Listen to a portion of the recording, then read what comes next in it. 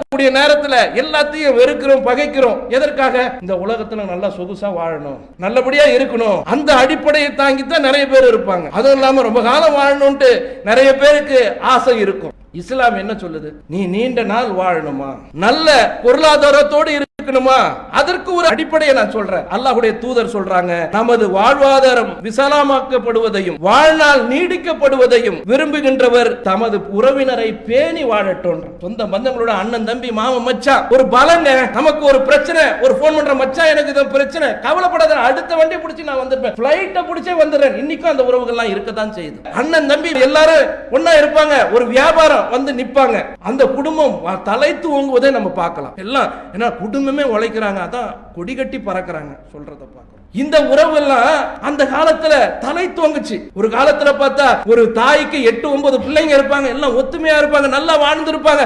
அந்த குடும்பம் இன்னைக்கும் நல்ல ஒரு வாழ்க்கை வசதியோடு இருக்கிறத நம்ம பார்க்கலாம். ஏன்? நல்ல முறையில மாமா மச்சான் அப்படி இப்படின்ட்டு ஒரு நல்ல விஷயத்துல எல்லாருமே ஒன்று சேருது, கெட்ட விஷயத்துல ஆறுதலாக இருப்பது, சாதாரணமா ஒரு போன் போட்டு பேசி எப்படியாவது நாம அவங்கள ஆசுவாசப்படுத்தணும் நினைக்கிறது, அவங்களுக்கு ஒரு பிரச்சனை நம்ம இதயம் துடிக்கிறது, இதெல்லாம் அல்லாஹ் மனிதனுக்கு ஏற்படுத்தி இருக்கக்கூடிய முக்கியமான இயல்பு. கண்ணியமிக்க எல்லாம் அல்ல அல்லாஹ்வின் நல்லடியார்களே, அல்லாஹ்வுடைய அளப்பெரும் அருளை கொண்டு நேரான பாதையை தேர்ந்தெடுத்து அதன் அடிப்படையில் வாழக்கூடிய ஒரு நல்ல மூமினாக வல்ல நாயன் உங்களையும் என்னையும் ஆக்கி அருள் புரிந்து இருக்கின்றான். இந்த கொள்கையை பின்பற்றி வாழக்கூடிய மக்கள் நாம் வாழும் காலத்தில் பல்வேறு முக்கிய அம்சங்களை தவறவிடக்கூடியவர்களாக இருக்கின்றோம். மறுமை என்ற மிகப்பெரிய ஒரு ஈடற்ற வாழ்க்கையை, அப்பேற்பட்ட சிறப்புக்குரிய வாழ்க்கையை நாம் தேர்ந்தெடுத்து அதற்காக பயணிக்க வேண்டும் என்று சொன்னால் அல்லாஹும் அல்லாஹுடைய தூதரும் சொல்லி காட்டிய முறையில் நம்முடைய வாழ்க்கையை அமைத்து கொள்ளக்கூடியவர்களாக இருக்க வேண்டும். அல்லாஹ் ரப்புல் ஆலமீன் நம் மீது கடமையாக்கப்பட்டதை செய்யக்கூடியவர்களாக இருக்கின்றோம். பல்வேறு கடமைகளை மறந்தவர்களாகவும் நம்முடைய வாழ்க்கை பயணத்தை அமைத்துக் கொள்கின்றோம். இந்த உலகத்தில் நாம் வாழ வேண்டும் என்று சொன்னால் ஒரு சில கட்டமைப்போடு வாழக்கூடிய வாழ்க்கையை அல்லாஹ் நமக்கு வழங்கி இருக்கின்றான். எத்தகைய வாழ்க்கை என்று சொன்னால், ஒரு மனிதன் அவனோடு சேர்ந்து பயணிக்கக்கூடிய உறவுகளோடு வாழக்கூடிய ஒரு வாழ்க்கையை நமக்கு அற்புதமாக வழங்கி இருக்கின்றான். உறவு என்பது ஒரு மனிதனுக்கு மிகப்பெரிய பலமான ஒரு அம்சமாக இருக்குது. உறவுகள் இல்லாமல் வாழக்கூடிய மனிதர்களையும் நிறைய உறவுகளை சுமந்தவர்களாக வாழக்கூடிய மனிதர்களுக்கும் வித்தியாசத்தை அவர்களிடமே கேட்டு உணரக்கூடிய ஒரு நிலை இருந்தால் நம்முடைய வாழ்க்கை மேம்பட்டு போகும். ஒரு சிலர் இந்த இரத்த பந்த உறவுகளையே சுமையாகவும் வெறுப்புக்குரியதாகவும் ஆக்கி கொண்டு வாழ்க்கையை நகர்த்தக்கூடியதை பார்க்கலாம். ஒரே குடும்பத்தில் வாழ்வாங்க, அண்ணனும் தம்பியும் அதே வீட்டுக்குள்ள இருந்து பேச மாட்டாங்க, மாமியாரும் மருமகளும் பேச மாட்டாங்க, அதே போல கணவனோட சகோதரிகளும் மனைவியும் பேச மாட்டார்கள். இப்படி ஒரு குடும்பத்திற்குள்ளேயே உறவுகளில் பேணுதலில் பல்வேறு முரண்பாடுகளை நாம பார்க்கக்கூடியவர்களாக இருக்கிறோம். நிகழ்காலம், அவசர காலம். அந்த அவசர காலத்திற்குள் நாம் பல்வேறு உறவுகளை இழக்கக்கூடியவர்களாக இன்றைய வாழ்க்கை சூழலை அமைத்து கொள்ளக்கூடியவர்களாக இருக்கின்றோம். ஆனால் அல்லாஹும் அல்லாஹுடைய தூதரும் இந்த உலகத்திலேயும் நாம் நல்லவர்களாக இருக்க வேண்டும், மறுமையிலும் நாம் சிறப்புக்குரியவர்களாக ஆக வேண்டும் என்று சொன்னால் உறவுகளோடு இணைந்து வாழக்கூடிய வாழ்க்கையைத்தான் முக்கியத்துவமாக நமக்கு முன்மாதிரியாக காட்டி சென்றிருக்கின்றார்கள். அல்லாஹ் ரப்புல் ஆலமீன் திருமறையில சொல்லி காட்டுறான், அல்லாஹுவை வணங்குங்கள், அவனுக்கு எதையும் இணையாக்காதீங்க. அல்லாஹுவை வணங்குங்க, யாரையும் இணையாக்காதீர்கள் என்று சொல்லுகின்றான். அப்பேற்பட்ட ஒரு வாழ்க்கையை நாம வாழ்கின்றோம். அதற்கு அடுத்த இடத்துல அல்லாஹ் யாருக்கு வைக்கிறான் கேட்டா பெற்றோர்களுக்கு வைக்கின்றான். எப்படி வைக்கின்றான் என்று சொன்னால், பெற்றோருக்கும் உறவினர்களுக்கும் அனாதைகளுக்கும். பெத்தவங்க, அதுக்கு அடுத்தது யார் வராங்க? உறவினர்கள், அதுக்கு அடுத்து அனாதைகள் என்று அல்லாஹ் சொல்றான். அவங்களுக்கு என்ன பண்ணுங்க? அண்டை வீட்டார்கள், பயணத்தோழர்கள், நாடோடிகள், உங்களுக்கு அடிமைகளுக்கும் நன்மையை செய்யுங்க. எல்லாத்துக்கும் நீங்க நன்மையை செய்யுங்க. அதுல முதலாவது இடத்துல இருக்கிறவங்க உங்க பெத்தவங்க. அதுக்கு அடுத்தவங்க யாரு? உங்கள் உடன் பிறந்தவர்கள், அடுத்தடுத்து வரக்கூடிய ரத்த பந்த உறவுகளை நீங்க என்ன பண்ணுங்க? நல்ல முறையில் நடத்துங்க அப்படின்னு சொல்லி அல்லாஹ் திருமறையில சொல்லி காட்டுகின்றான். யாரும் கர்வத்தோடு வாழ்ந்தீங்கன்னா அல்லாஹ் நேசிக்க மாட்டான்னு அல்லாஹ் அந்த வசனத்துல சொல்றான். எனக்கு பொருளாதாரம் வந்துடுச்சு, பணம் வந்துடுச்சு, இவங்கெல்லாம் என்னத்துக்கு பார்க்கணும்? அவங்கள வச்சு எனக்கு 5 பைசா பிரயோஜனம் இல்லையே. இன்றைக்கு வாழக்கூடிய மக்கள் அவர்கள் சில விஷயங்கள்ல மனக்கசப்பை நடந்திருந்தாலும் சொல்லக்கூடிய வார்த்தையா இருக்கு என்னன்ட்டு, அவங்களால நமக்கு என்ன பிரயோஜனம் இருக்குது? அவங்களால ஒரு பிரயோஜனமும் இல்லையே, அவங்களோட இணைஞ்சு நாம ஏன் வாழணும் அப்படின்னு தவறான வழிகாட்டுதலின் பிரகாரம் வாழக்கூடிய மனிதர்கள் நம்மில் அதிகம். அதுலேயும் இந்த கொள்கையை சுமந்து வாழக்கூடிய மக்கள் கிட்ட ஏராளமான முரண்பாடுகளை பார்க்கலாம். ஆனா அல்லாஹ் என்ன சொல்றான்? நீங்க அவங்களுக்கு நன்மையை செய்யுங்கன்றான். இன்னொரு வசனத்துல நிறைய வசனங்களை அல்லாஹ் சொல்லக்கூடிய செய்தியை ஒரு சில வசனங்களை எடுத்து காட்டி நான் உங்களுக்கு சொல்ல விரும்புகின்றேன். என்னன்னு சொன்னா, உறவினர்களுக்கும் ஏழைகளுக்கும் வழிபோக்கர்களுக்கும் அவர்களின் உரிமைகளை வழங்கிடுங்க. அவங்களோட உரிமையை நீங்க வழங்கிடுங்க. யாருக்கு? உறவினர்களுக்கு கொடுக்க சொல்றான். வழிபோக்கர்களுக்கு கூட கொடுக்கக்கூடிய உரிமையை கொடுத்துடுங்கன்னு சொல்றான். ஒரு சிறிதும் அதில் வீண் விரயம் செஞ்சிடாதீங்க. கரெக்டான முறையில் அவங்களுக்கு கொடுத்துடுங்க, அது உங்களுக்கு நன்மையாயிடும். நீங்க வீண் விரயம் செஞ்சிடாதீங்கப்பா அல்லாஹ் திருமறையில சொல்லக்கூடிய விஷயத்தை பார்க்கிறோம்.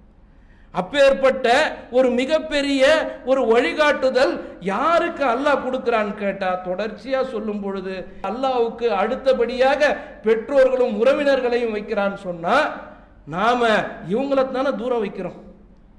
ஒருவர் திருமணம் முடிகிற வரணும் பெற்றோர்கள் பக்கத்தில் இருப்பாரு. திருமணம் முடிஞ்ச உடனே மனைவி பக்கத்தில் வந்துடும், பிள்ளைங்க பக்கத்தில் வந்துடும். அந்த பெற்றோர்களை என்னன்னு கூட கேட்காத பிள்ளைகள்லாம் இருக்கத்தான் செய்கிறாங்க. இன்னும் வயது முதிர்ந்து விட்டால் அவர்களை தூர வைக்கக்கூடிய மக்கள் இருக்கிறாங்க. இன்னைக்கு கூட நம்ம முதியோர் இல்லத்தில் முஸ்லிம்கள் முதியோர்களாக இருக்கிறாங்க. ஒரு சிலர் ஆச்சரியப்பட்டு கேட்கிறார், இஸ்லாம் அல்லாத மக்கள் முஸ்லிம்கள்ல கூடவா முதியோர் இல்லம் இருக்குது அப்படின்னு கேட்கிறாங்க. இங்க இல்லை என்று சொன்னால் வேறு மதத்தவர்கள் நடத்தக்கூடிய முதியோர் இல்லத்தில் கொண்டு போய் விட்டு அவர்கள் வேறு மாதிரியாக மரணிக்கக்கூடிய ஒரு சூழல் உருவாக கூடாது என்பதற்காக நாம் முதியோர் இல்லத்தை வைத்தோம் என்று சொல்லக்கூடிய அளவிற்கு அரிதான மக்களாக இருந்தாலும் எத்தனையோ மக்கள் வீட்டுக்குள்ளேயே முடங்கி கிடந்து தாய் தந்தையரை கேவலப்படுத்தி கண்ணியப்படுத்தக்கூடிய இடத்திலிருந்து தவறவிடக்கூடிய ஒரு நிலையும் இன்றைக்கு நம்ம சமுதாயத்தில் இருக்கிறத பார்க்கலாம். தாய் தந்தையருக்கு இந்த நிலைன்னு சொன்னா, உடன்பிறப்புகளுக்கு என்ன நிலை? உடன் பிறந்த சகோதரிகளுக்கு என்ன நிலை? எப்படியான ஒரு இரத்த பந்த உறவு, பாசம், பரிவு என்ற ஒரு சுகமான சுமையை இறைவன் நமக்கு கொடுத்திருக்கிறான்.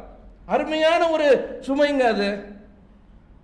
ஒரு சகோதரியை அவர் நம்மை ஏளனம் செய்தாலும், நம்மை உதாசீனப்படுத்தினாலும் அவருக்கு நாம் உதவக்கூடியது அது மகத்தானது என்று திருமறையும் அல்லாஹ்வுடைய தூதருடைய வழிகாட்டுதலோ நமக்கு சொல்லக்கூடிய செய்தியை பார்க்கிறோம். அல்லாஹ் உடைய திருமறை வசனத்தில் கேள்வி கேட்டு பதில் என்னன்ட்டு, நாம் எதை செலவிடும் என்று உம்மிடம் கேட்கின்றனர். அல்லாஹ் சொல்றான், நான் எதப்பா செலவிடணும் அப்படின்னு கேட்கிறாங்க. நல்லவற்றிலிருந்து நீங்கள் எதை செலவிட்டாலும் யாருக்கு செய்யணும்? உன்னுடைய பெற்றோருக்கு செய், உன்னுடைய பெற்றவங்களுக்கு முதல் செய், அதுக்கு அடுத்ததான் மற்றவங்களுக்கு அல்லாஹ் சொல்றான். அதுக்கு அடுத்தது உறவினர்களுக்காகவும் ஏழைகளுக்காகவும் நாடோடிகளுக்காகவும் செலவிட வேண்டும். தொடர்ச்சியா அல்லாஹ் யார் யாருக்கு சொல்றான் பாருங்க. பெற்றவங்களுக்கு, அடுத்தது உறவினர்களுக்கு.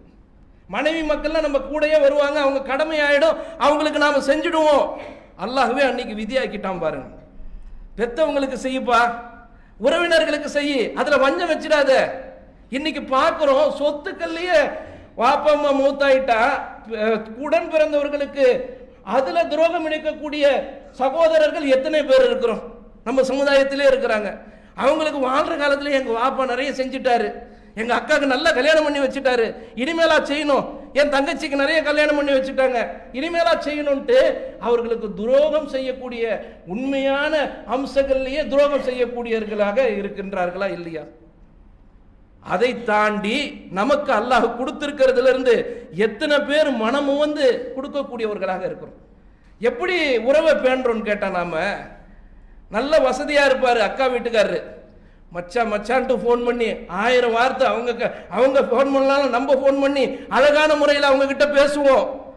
அதே அவர் வந்து வசதி இல்லாதவராக இருந்தா வெறும் பையனுக்கு கல்யாணம் பண்ணி வச்சுட்டாங்க அப்படின்னு சொல்லிட்டு எத்தனை பேர் அவர்களை எந்த இடத்துல வைக்கிறாங்கன்றத நாம பார்க்கணும். பொருளாதாரம் வைத்திருப்பவர்களுக்கு ஒரு மரியாதை, பொருளாதாரம் இல்லாதவர்களுக்கு இன்னொரு மரியாதை என்று சொல்லக்கூடிய விஷயத்தை பார்க்கலாம். அதுக்கு தான் சொல்லுவாங்க பணம் பந்தியில குணம் குப்பையில என்று சொல்லக்கூடிய அளவிற்கு பிற சமுதாயத்தில் சொல்லலாம், இஸ்லாமிய சமுதாயத்தில் சொல்லலாமா? நம்மிடத்தில் அந்த குணம் வரலாமா? நாம சிந்திச்சு பார்க்கணும். அல்லாஹ் கொடுத்திருக்கக்கூடிய மிக அற்புதமான ஒரு வாழ்க்கை என்பது இந்த உலக வாழ்க்கை. இந்த உலக வாழ்க்கையை நாம் சீர்படுத்திக்கிட்டாதான் மறுமையில சீர்படுத்த முடியும் என்பது நாம புரிந்து கொண்டு நாம அந்த அடிப்படையில் வாழணுமா வேணாமா நாம சிந்திச்சு பார்க்கணும். அல்லாஹ்வுடைய தூதர் எல்லா உரையிலையும் எச்சரிப்பாங்க, இறை எச்சத்தை பத்தி எச்சரிப்பாங்க. அதுல குறிப்பாக 4வது அத்தியாயத்தில் 1வது வசனத்தில் வரக்கூடிய அந்த வசனத்தை சொல்லுவாங்க. பெண்கள் விஷயத்தில் நீங்க அஞ்சி கொள்ளுங்கள் அப்படின்னு வரிசையா சொல்லிட்டு அல்லாஹ்வுடைய தூதர் இந்த திருமறை வசனத்தை ஓதாத சொற்பொழிவு இருக்காது. என்ன சொல்றாங்க? உறவை துண்டிப்பதை அஞ்சி கொள்ளுங்கள். நீங்க ரத்த உறவு இருக்குதுல, அதை துண்டிப்பதை அஞ்சி கொள்ளுங்கள், அல்லாஹ் உங்களை கண்காணிப்பவனாக இருக்கின்றான். நம்மள எத்தனையோ பேர் என்ன பண்றோம்? உடன் பிறந்தவங்க கிட்ட பேசி பல மாதங்கள் பல வருடங்கள் ஆகும். ஒரு சின்ன விஷயங்களுக்கு மார்க்கத்திற்காக நாம என்னைக்காவது அதை செஞ்சிருப்போமா? நாம சிந்திச்சு பார்க்கணும். மார்க்கத்துக்காக கூட பேச்சுவார்த்தையை துண்டிங்கன்னு இஸ்லாம் சொல்லல.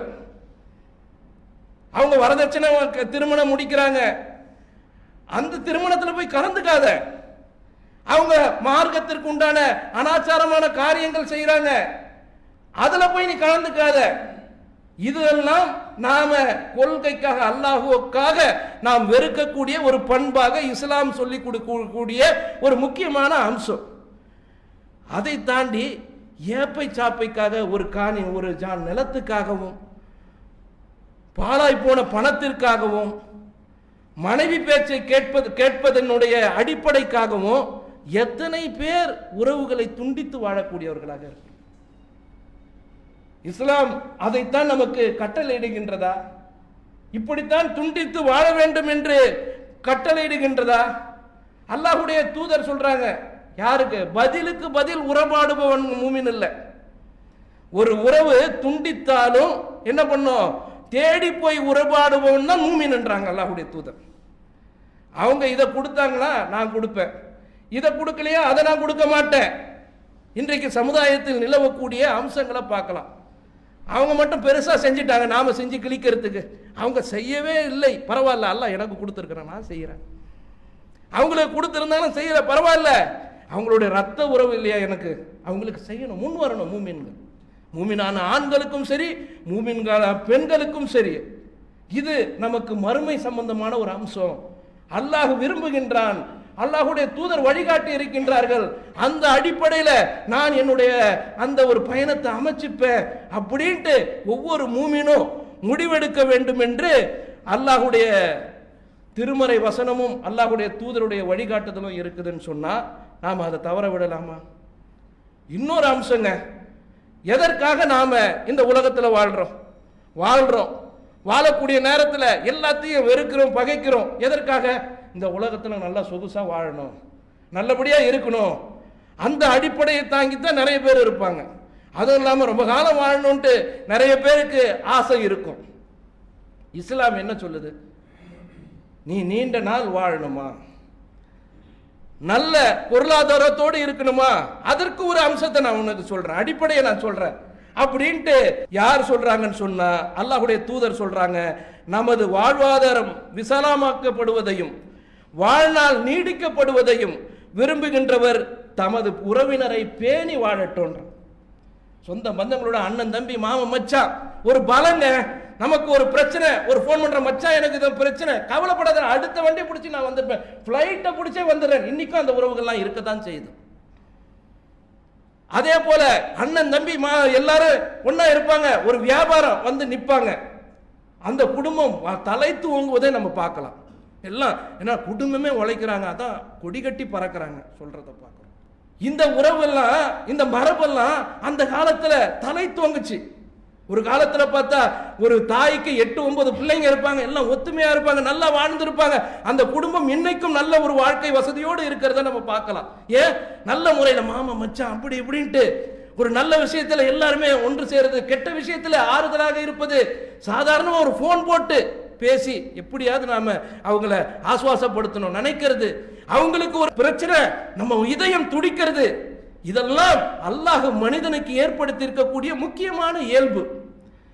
இந்த இயல்புகளை தாங்கி நாம வாழணும்னு சொன்னா, நான் சொல்லலைங்க, அல்லாஹ்வும் சொல்லுகின்றான், அல்லாஹ்வுடைய தூதரும் சொல்றாங்க, நீ ராகத்தா இருக்கலாம். எப்படி இருக்கலாம்? ரொம்ப காலம் வாழலாம். ஏன்? அப்படியான ஒரு அம்சம் உன்னுடைய உறவுகளை பேணுவதால் கிடைக்குது. ரிசக்கை பத்தி கவலைப்படாத, பரக்கத்தை பத்தி கவலைப்படாத, உங்ககிட்ட இருக்கிறத அவங்களுக்கு எல்லாம் அரவணைச்சு கொடுத்துடு. கொடுத்து கொடுத்து ஓட்டாண்டி ஆயிட்டாரு எங்க வீட்டுக்காரர்.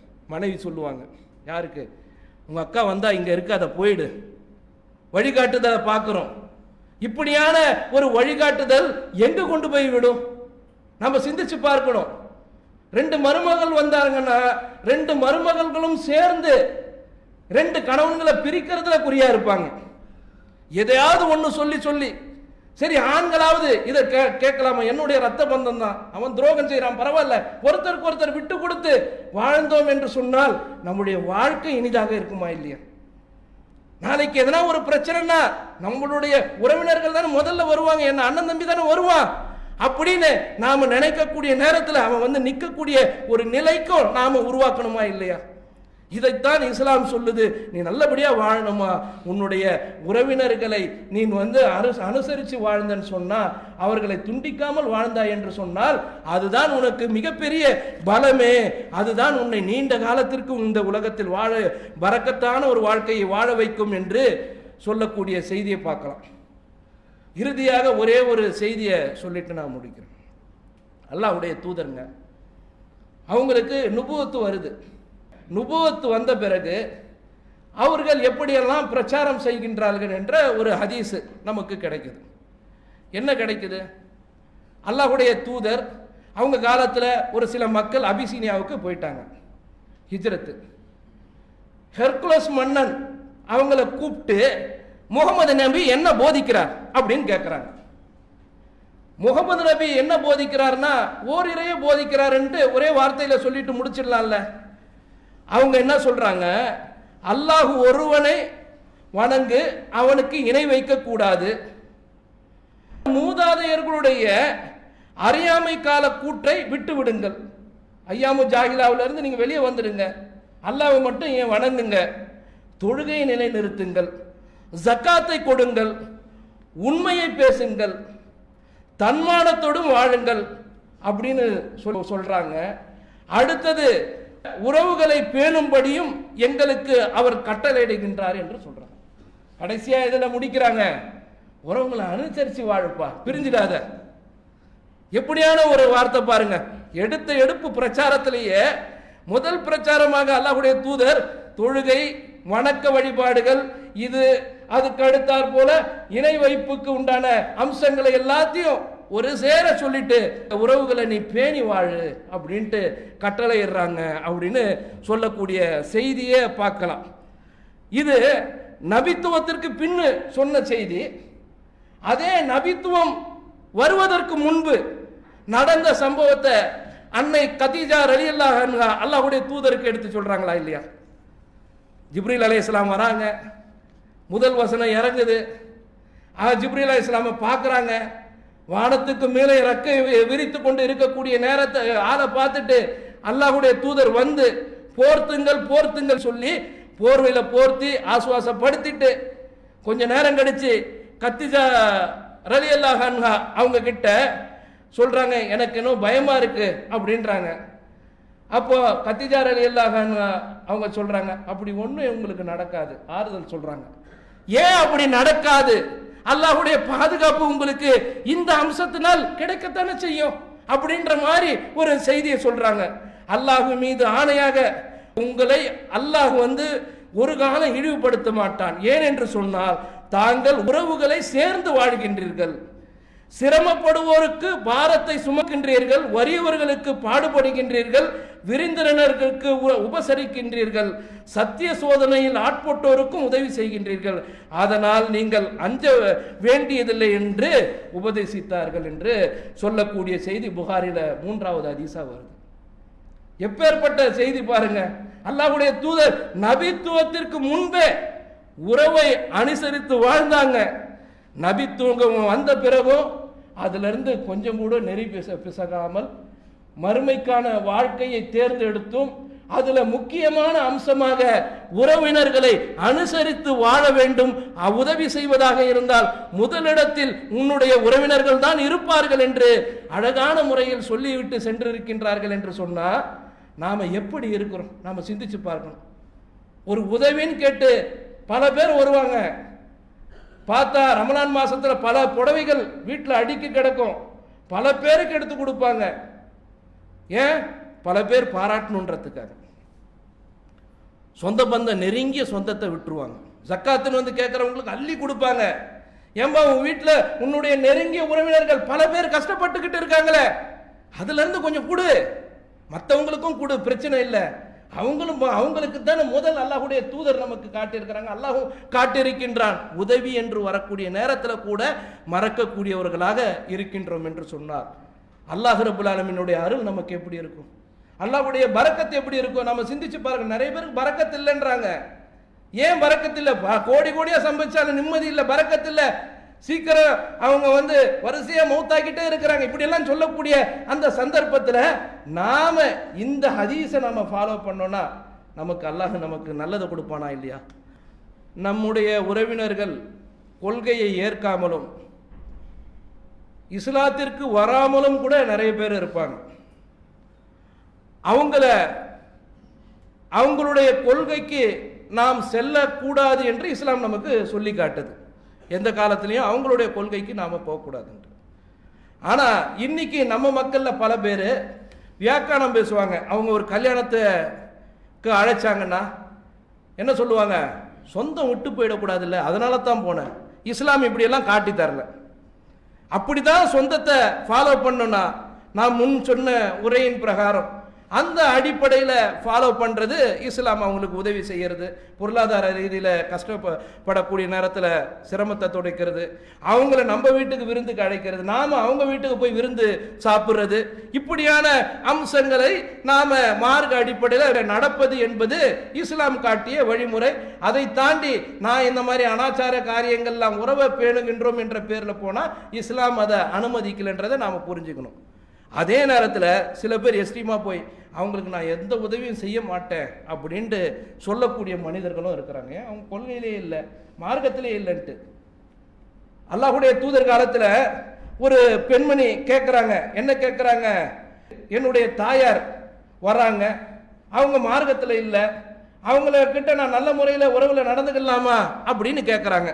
அல்லாஹ்வுடைய தூதர் சொல்றாங்க, ஆம், நீ உன் தாயின் உறவை பேணி நடந்து கொள் என்று சொன்னாங்க அப்படின்ற செய்தி புகாரில 5979வது ஹதீஸா வருது. இணை வைக்கிற ஒரு தாயாராக இருந்தாலும் அவங்களுக்கான உதவிகளை நாம் நிறுத்தக்கூடாது. உறவினர்களாக இருந்தாலும் அவர்களுக்கு செய்யக்கூடிய உதவிகளை நிறுத்தக்கூடாது என்றுதான் மார்க்கம் நமக்கு சொல்லுகிறது. அல்லாஹ்வுடைய தூதர் இன்னொரு செய்தியில அற்புதமான ஒரு ஹதீஸை சொல்றாங்க. என்ன சொல்றாங்கன்னு கேட்டா, அல்லாஹ் ரப்புல் ஆலமீன் அல்லாஹ் எல்லா படைப்பையும் இந்த உலகத்தில் படைச்சான்ல, முதல்ல படைச்சு முடிச்ச பிறகு உறவுகள் இருக்குதுல்ல, அது என்ன பண்ணுச்சான்னு கேட்டா, அல்லாஹ்வுடைய அந்த அர்ஷ் இருக்குதுல்ல, அதை இழுத்து கட்டியமா பிடிச்சிக்கிச்சான். உறவுகளை துண்டிப்பதிலிருந்து உன்னிடம் பாதுகாப்பு தேடிய கோரிக்கை வைத்தவனாகவே இப்படி நிற்கின்றேன் என்று கூறி மன்றாடியது அந்த உறவு. யாரும் உறவை துண்டிச்சிடக்கூடாதுன்ட்டு அரசுல இருக்கக்கூடிய அந்த சிம்மாசனத்தினுடைய காலை பிடிச்சிக்கிட்டு அல்லாஹ் கிட்ட மன்றாடிச்சான் அந்த உறவு. உடனே அல்லாஹ் ஆம் அப்படின்ட்டு சொல்லிட்டு, உன்னை உறவை பேணி நடந்து கொள்பவர்களுடன் நான் நல்ல முறையில் நடந்துப்பேன். அல்லாஹ் நம்ம கிட்டே நல்ல முறையில் நடந்துக்கணும்னா, யார் ஒருவர் உறவை பேணி நடக்கின்றார்களோ அவர்களோடு நான் நல்ல முறையில் நடந்து கொள்வேன் என்பதும், உன்னை துண்டித்து விடுபவனை நானும் துண்டிச்சிடுவேன். அல்லாவுக்கு நமக்கு சம்பந்தமே இல்லை. உறவை துண்டிச்சுட்டு ஒருத்தன் வாழ்றான்னா அவனுக்கும் அல்லாவுக்கும் உள்ள உறவு துண்டிச்சிடுச்சு அப்படின்ட்டு அல்லாஹ்வுடைய தூதர் அல்லாஹ் சொன்னதா சொல்லிட்டு, இது திருப்தி அளிக்கிறதா என்று அல்லாஹ் கேட்பான். அதற்கு உறவுகள் ஆம் திருப்தி அளிக்கின்றது என் இறைவா என்று கூறியதும், அல்லாஹ் இது உனக்காக நடக்கும் என்று சொன்னான் என்ற செய்தியை நம்ம பார்க்கலாம். அல்லாஹ்வுடைய திருமறை வசனங்கள்ல இல்லாமல் ஹதீஸ், அல்லாஹ்வுடைய தூதர் இதை ஸ்பெசிபிக்கா அல்லாஹ் சொன்னதாக, அல்லாஹ் இந்த உலகத்தை படைச்ச உடனேயே உறவுகளை இணைந்து வாழ வேண்டும் என்று மனித சமுதாயத்துக்கு கட்டளையிடுகின்றான் என்று சொன்னால், ஒரு இல்லத்துக்குள் இருந்து நாம் எவ்வளவு பிளவுபட்டு நிற்கின்றோம். ஒரு தெருவுக்குள்ள இருந்து அவங்க வீட்டுக்கு போனா என் வீட்டுக்கு வராத அப்படின்னு சொல்றாங்க. அவங்க வீட்டுக்கு சொல்லாம கொள்ளாம ஒரு அண்ணன் தம்பி 2 பேர் இருப்பாங்க. அந்த 2 பேர் வீட்டுக்கு அக்கா வருவாங்க. ஒருத்தர் வீட்டுக்கு போவாங்க, இன்னொருத்தர் வீட்டுக்கு போக மாட்டாங்க. நாம நடைமுறை வாழ்க்கையிலே பார்க்கிறோம். அவர் என்ன பண்ணுவார், இன்னொருத்தர் ரொம்ப கவலைப்படுவார், எங்க வீட்டுக்கு வரவே மாட்டேன்றாங்கன்ட்டு. 1000 பிரச்சனைகள், குரோதங்கள் எல்லாமே இந்த உலகத்துல தான், மறுமையில கிடையாது என்பதை நாம் விளங்கி கொண்டு, நாம் சொர்க்கம் சென்றால் யாரும் விரோதிகள் கிடையாது, எல்லோரும் எதிரெதிர் கட்டிலில் அமர்ந்து நல்ல முறையில் குடும்பத்தோடு பயணிக்கக்கூடிய ஒரு வாய்ப்பை வல்ல நாயன் நமக்கு வழங்கி இருக்கின்றான். அந்த வாய்ப்பை சரியான முறையில் பயன்படுத்தி வெற்றி பெற்ற நல்ல மக்களாக வல்ல நாயன் உங்களையும் என்னையும் ஆக்கி அருள் புரிவானாக என்று பிரார்த்தித்தவனாக என்னுடைய இந்த உரையை நிறைவு செய்கிறேன். வாகிரதாவானானே அல்ஹம்துலில்லாஹி ரப்பில் ஆலமீன். அஸ்ஸலாமு அலைக்கும் வரஹ்மத்துல்லாஹி வபரகாத்துஹு. அல்லாஹு அக்பர், அல்லாஹு அக்பர்.